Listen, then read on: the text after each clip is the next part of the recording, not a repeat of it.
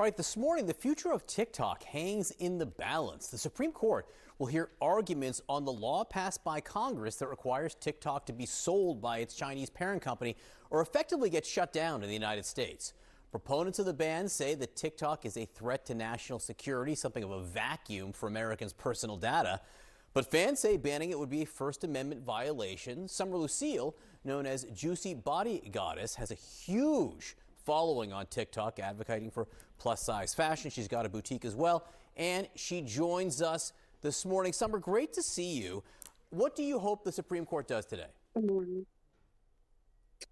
I hope the Supreme Court stands with the free speech rights of 170 million Americans that are on TikTok, the livelihood of 7 million business owners that make their living on TikTok, and the millions of content creators and influencers. If this ban does go through, what's your plan? I'm not for sure. I know my business I get 80% of my business from TikTok. And so my business grew almost 800% after COVID because of TikTok.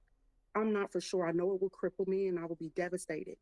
This is something that has never happened in the United States. This laws have never been placed. So I have no idea what I'm going to do if TikTok is banned. The law says that TikTok needs to be sold by its Chinese parent company to, basically to an American company. Would that change your business? I mean, wouldn't you be able to keep going on if they would just sell it?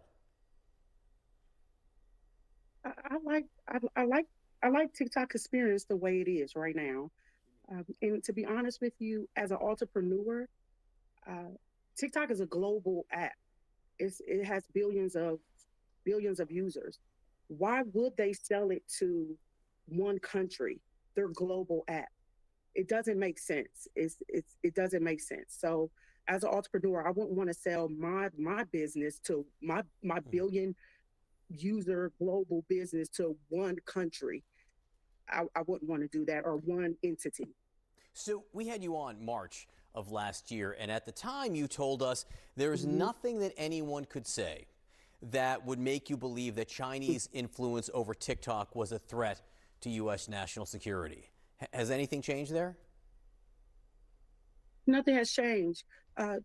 TikTok is the safest app from a business perspective, from a social media perspective. They spend billions of dollars to protect our users' information and data. They partner up with one of the best companies and databases in the world, Oracle. So my stance is the same.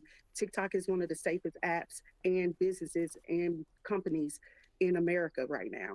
I asked you also at the time, would you ever support a politician who was in favor of the ban? And I think your answer was no. Donald Trump now says he's against the TikTok ban.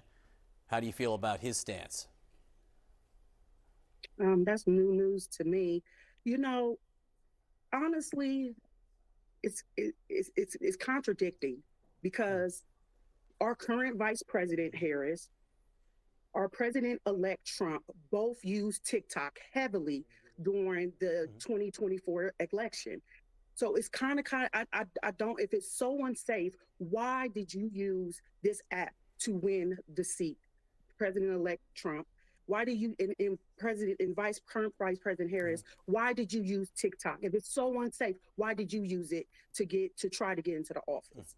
Well, I'm not sure the President-elect Trump thinks it's unsafe anymore. He is using it. Summer Lucille, great to see you this morning. Thank you for helping us see this perspective.